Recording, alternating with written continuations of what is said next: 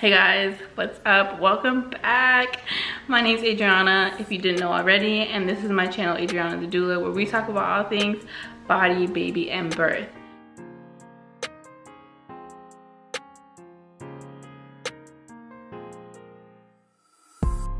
Now, I know it's been a long time. It's been a minute since I've come back to you guys with another video. Life's been crazy. There have been a lot of updates. I'll definitely talk about that in another video. If you follow me on Instagram, you kind of already know what's going on. But if you don't follow me on Instagram, this is news to you. So I made the decision to begin my training as a midwife, a student midwife.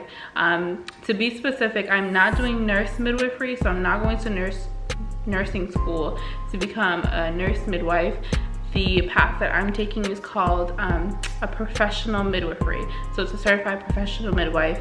I'll definitely answer any questions that you guys have about that career path and how to go about going through that process in another video. But for now, that's why my life's been really crazy.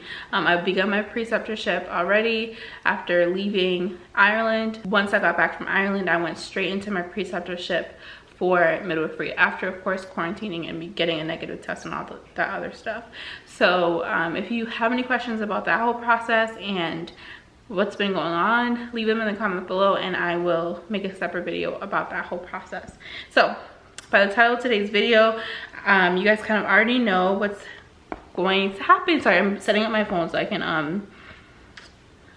answer your questions about how to grow a successful doula business. So a lot of the questions I've been getting on YouTube, in my Instagram DMs, emails, is how to make this a source of income that is either equal to or greater than the incomes that you may have now. And I will preface by saying that you can, I worked 2 jobs while doing doula work in the very beginning when I was just starting off, because just for income, because in the beginning I wasn't getting regular doula clients. And so I know it's definitely possible if your first job or second job is flexible with you having to take time off unexpectedly and things of that nature. It's definitely possible to work another job while you do doula work. It's difficult.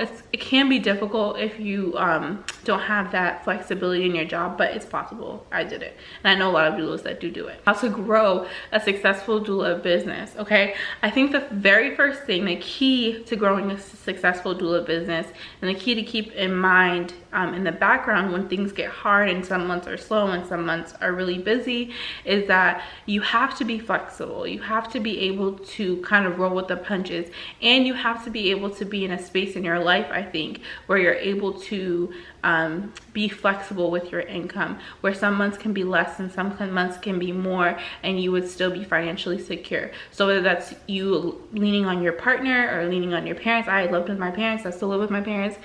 So I was flexible in not having to make rent or a mortgage payment every month. You know, I paid bills, of course, but my bills, the money I was making from my first job and then from my doula business, and then eventually leaving my first job and working entirely as a doula, was able to sustain me and even grow to this point, and hopefully more in the future as well. So steps to grow a successful doula practice. Number 1, definitely establish yourself online. You can't get clients without getting the word out about what you do. So this may start by you talking to your friends and family, being a doula for friends and family, of course, so that people in your community, people in your circle, your inner circle, your outer circle, people, your friends' friends, anyone who's expecting kind of understands and knows that you are out there, that you're offering this service, that you are choosing this as a career path. So it's really important to establish yourself online. That may look like your social media, that may look like setting up a website. Those things are very important in being able to grow your practice and attract customers, potential customers. And even if it's not attracting customers that will take you on as a doula client, it really creates a lot of word of mouth buzz, especially when it comes to like Google and SEO and all those things. I'm not an SEO specialist at all. I'm not a Google specialist.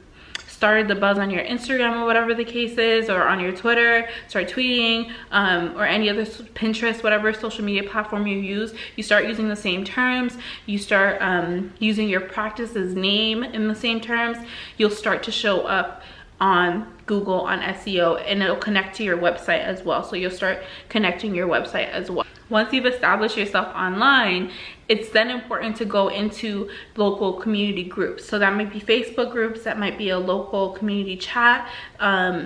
Towns and cities have a website that's dedicated to that town or city where you can go on and they post jobs, like babysitting jobs and things of that nature.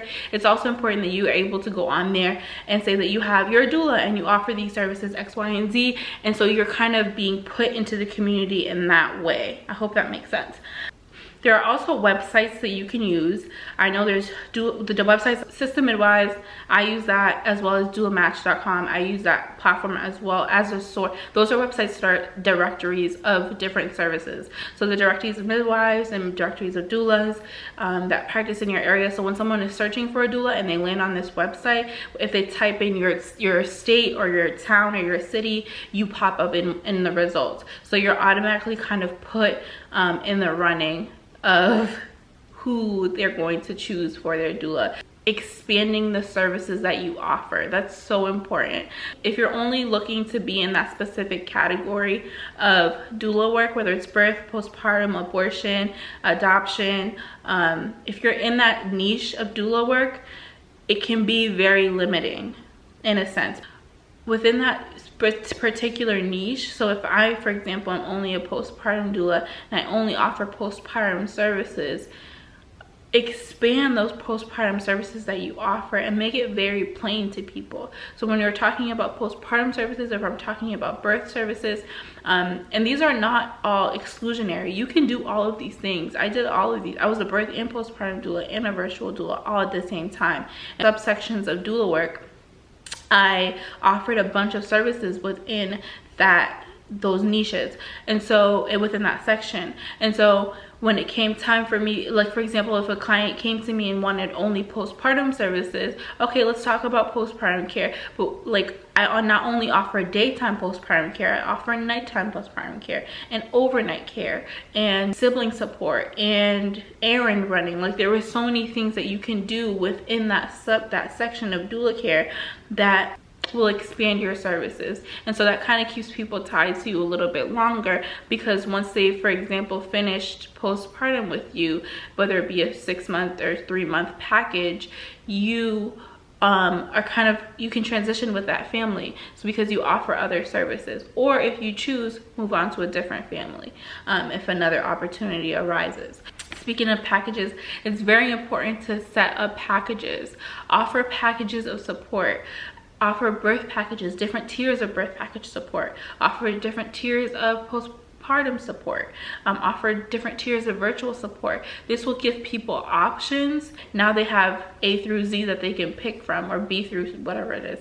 They have a bunch of services and offers that they can pick from. So it's really important when you're choosing to go into doula work, if you are choosing to only do a specific kind of doula work, so if that's birth or postpartum or virtual, whatever the case is, end of life, abortion, that within your services, within that niche of doula work, you're offering different services so people can feel catered to in different ways, because not everyone's needs are the same. The needs of a first-time parent may be different than the needs of a second-time parent, may be different than the needs of a black parent or a white parent, only because they're coming to the table with different issues. So their support level might be different. Or for example, someone with a history of trauma, or someone with a history of depression, things of that nature. So their support levels are different. So you can offer different services to cater to what they want from a doula. The third thing that I would say is really important in setting up a successful doula practice is to make connections within your community. It's so important that you're reaching out to community health groups, community health workers, you're reaching out to Boys and Girls Club, you're reaching out to the YMCA or YWCA, or any kind of community activism or community-based focused group, because these groups have funding to be able to offer sometimes educational classes from the community. So what you can do is create a curriculum, create a package, create a topic that you can go in with the group that you're working with, the community health group that you're working with, and offer to teach a childbirth education class, or offer to teach what is doula support class, or what is maternal health? Why should we care about maternal health? What is Black maternal health? Why should we care about Black maternal health? And given with everything with COVID right now, a lot of things are online, a lot of things are Zoom and virtual, and so you're given even more of a wider array of people that you can contact. So not only just your town and city, but your state. Like, let's look at different towns and cities within your state. Let's look at national organizations. So contacting those groups and setting up a discovery call with the director so that you can access that funding to create a course, create a Zoom session where you're getting paid for your time and they're getting an opportunity to educate the community. If they're seeking out certain education, they may seek out a doula, or they may seek out a nurse or something of that nature, but doulas are just as capable of teaching a childbirth education class. Sometimes local community groups will reach out to you because they want a certain thing done, because they saw on your social media, they want a childbirth education class, they want a maternal health class, they want a Instagram takeover, they want a Facebook live takeover, whatever the case is. These are great opportunities to build connections and to access grant funding, because they have access to these grants to be able to reach the community in different ways. And I think doulas are an amazing tool and resource to use within the community that are underutilized. And if you're looking to grow your doula business, this is a great opportunity for you to get out there and not only make money, but make an impactful change. And you're reaching people who may not necessarily be able to pay for your services, or they might be able to pay for your services and weren't aware that you were out there doing this work. And now you have an opportunity to reach out to them at the end of the class, at the end of the session, with your email address and all of your website and all the things that you offer, to be able to offer them your services.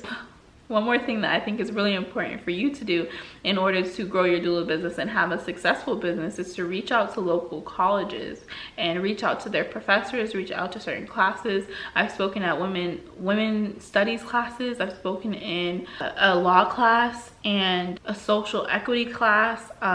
These are great opportunities for you to go in and to offer your perspective as the doula, to offer your services directly to people who are not only may be interested in doula work and doula care for them to do themselves, but can become now aware of what kind of services are out there for people. And so, for example, I went to a law school in my local area, and we talked about health inequities and maternal health and Black maternal health, and why there is this disproportionate rate of mortality and morbidity with Black women in the United States. And they wanted the perspective of a doula. They wanted the perspective of someone who was in the community doing the work, seeing this on a daily or weekly or monthly basis, and could offer real insight, because we're not just talking about the statistics and the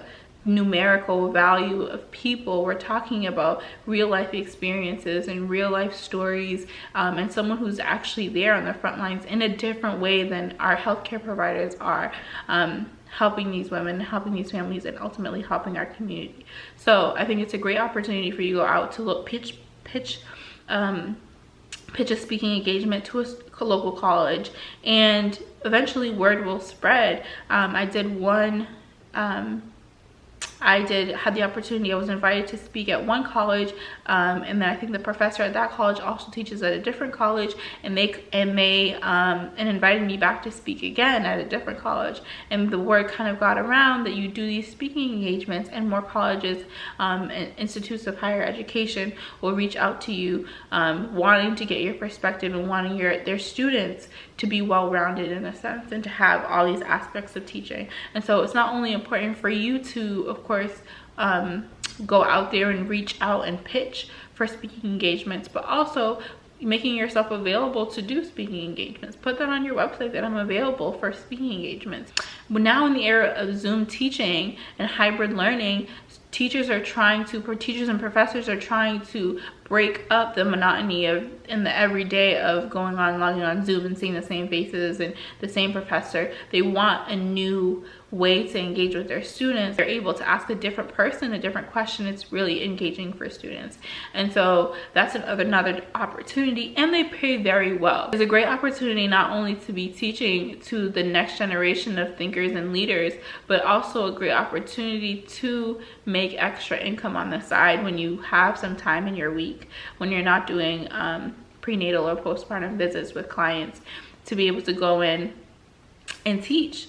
I hope that was super helpful. Just some quick tips to be able to grow your doula business and establish yourself in a different way. Definitely leave any questions or comments that you have below, and I will talk to you guys later. I hope you guys are feeling empowered in your body, empowered in your baby, and empowered in your birthing experiences. Y'all have a great and amazing day. Once again, if you didn't know already, my name is Adriana. This is my channel, Adriana the Doula. Bye.